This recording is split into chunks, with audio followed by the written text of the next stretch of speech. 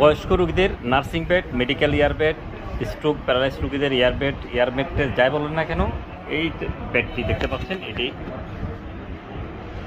এই বেডটি হচ্ছে